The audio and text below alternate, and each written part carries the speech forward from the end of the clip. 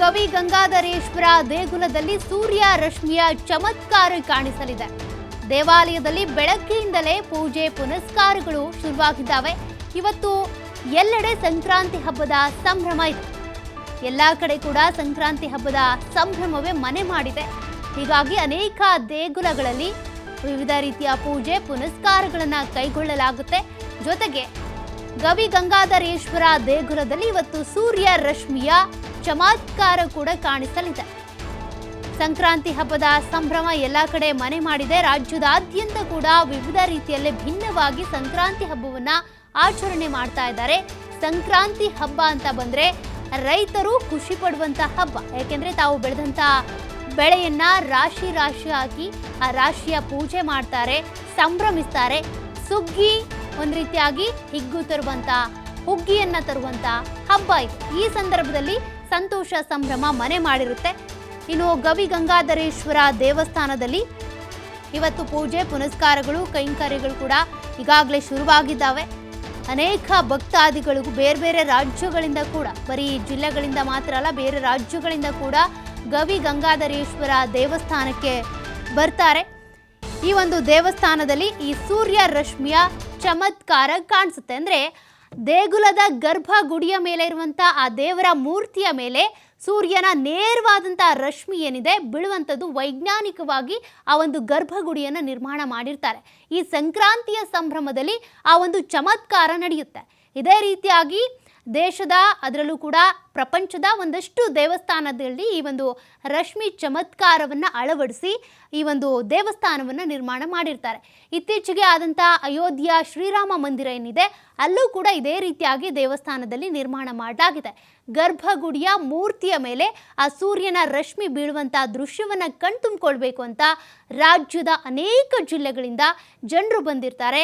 ಬೇರೆ ಬೇರೆ ರಾಜ್ಯಗಳಿಂದ ಕೂಡ ಇಂತಹ ದೇವಸ್ಥಾನಗಳು ಎಲ್ಲೆಲ್ಲಿ ನಿರ್ಮಾಣ ಆಗಿರುತ್ತೋ ಅಲ್ಲಿ ಆ ಸೂರ್ಯನ ಚಮತ್ಕಾರವನ್ನು ನೋಡಬೇಕು ಅನ್ನುವಂಥ ಕಾರಣಕ್ಕೆ ಬಂದಿರ್ತಾರೆ. ಇವತ್ತು ಕೂಡ ಗವಿ ಗಂಗಾಧರೇಶ್ವರ ದೇವಸ್ಥಾನದಲ್ಲೂ ಶಿವಲಿಂಗಕ್ಕೆ ಬೀಳುವಂಥ ಆ ಸೂರ್ಯ ರಶ್ಮಿಯ ದೃಶ್ಯ ಏನಿದೆ, ಆ ಚಮತ್ಕಾರ ಏನಿದೆ, ಅದನ್ನು ನಾವು ಕಣ್ತುಂಬಿಕೊಳ್ಬೇಕು ಅಂತ ಈಗ ಬೆಳಗ್ಗೆಯಿಂದನೇ ಸರತಿ ಸಾಲಿನಲ್ಲಿ ಜನರು ನಿಂತ್ಕೊಂಡಿರುವಂಥ ಆ ದೃಶ್ಯಗಳನ್ನು ನೀವು ಗಮನಿಸ್ತಾ ಇದ್ದೀರಾ.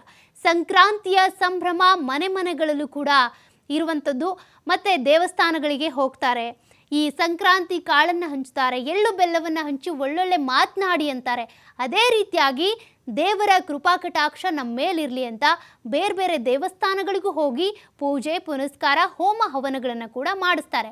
ಇನ್ನು ಈ ಗವಿ ಗಂಗಾಧರೇಶ್ವರ ದೇವಸ್ಥಾನ ಅಂತ ಬಂದಾಗ ಇಲ್ಲಿ ದಕ್ಷಿಣಾಯನದಿಂದ ಉತ್ತರಾಯಣಕ್ಕೆ ಪಥ ಸಂಚಲನ ಮಾಡುವಂಥ ಸೂರ್ಯನ ಆ ರಶ್ಮಿ ಏನಿರುತ್ತೆ, ಕಿರಣ ಏನಿರುತ್ತೆ, ಶಿವಲಿಂಗದ ಮೇಲೆ ಬೀಳುವಂಥ ಆ ದೃಶ್ಯ ಬಹಳ ಚಮತ್ಕಾರಿಯಾದಂಥ ದೃಶ್ಯ.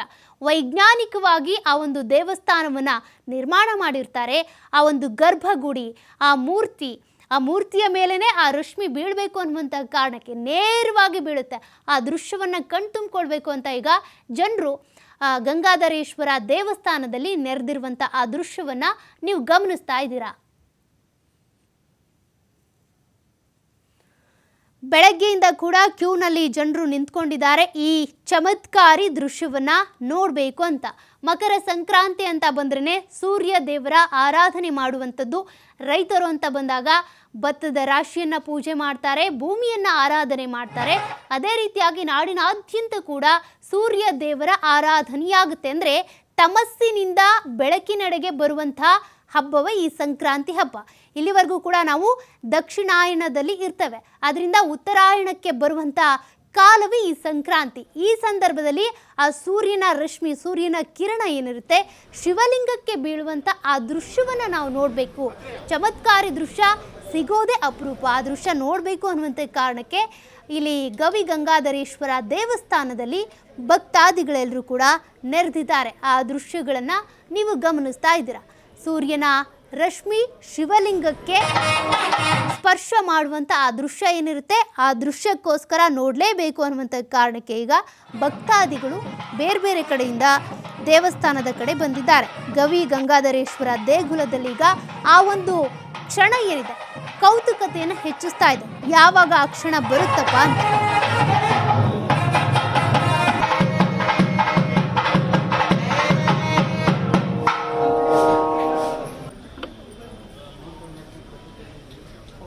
ಸಿಗ್ತದೆ.